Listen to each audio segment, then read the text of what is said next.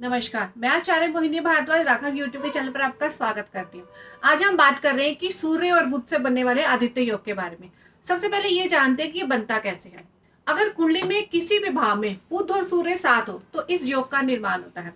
सूर्य हमारी आत्मा, पिता, सम्मान, पद प्रतिष्ठा, कॉन्फिडेंस, विल पावर, राजनीति, सरकारी सेवा के क्षेत्र में उन्नति आदि का कार्य सूर्य ग्रह ही है।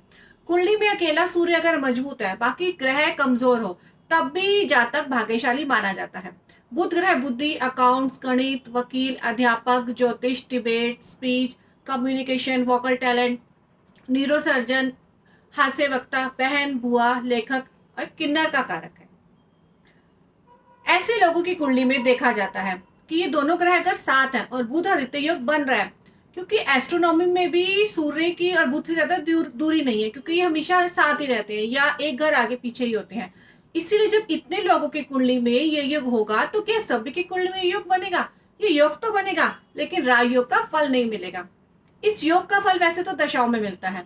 दूसरा, इनका आपस में डिग्री वाइज क्लोज होना बहुत जरूरी है, तभी राजयोग का फल मिलेगा।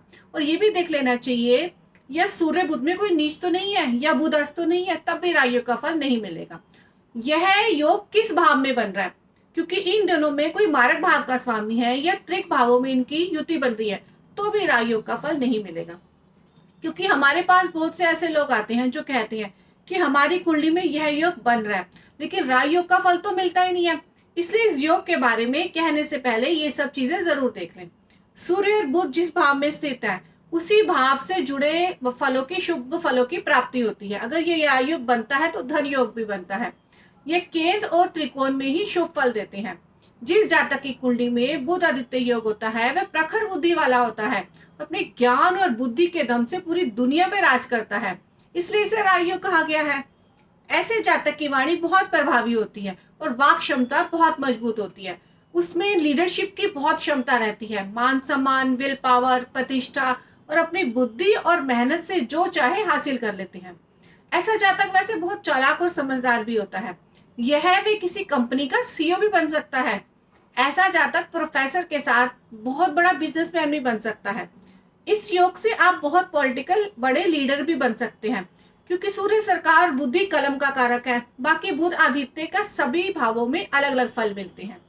आज हमने जाना कि इस योग के बनने के बाद भी फल क्यों नहीं मिलता और बने तो फल कब मिलता है।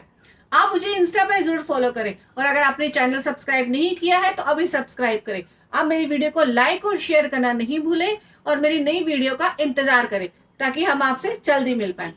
अपने विषय को यही समाप्त करते हैं, नए विषय के साथ फिर से मिलेंगे। तब तक के लिए बाय।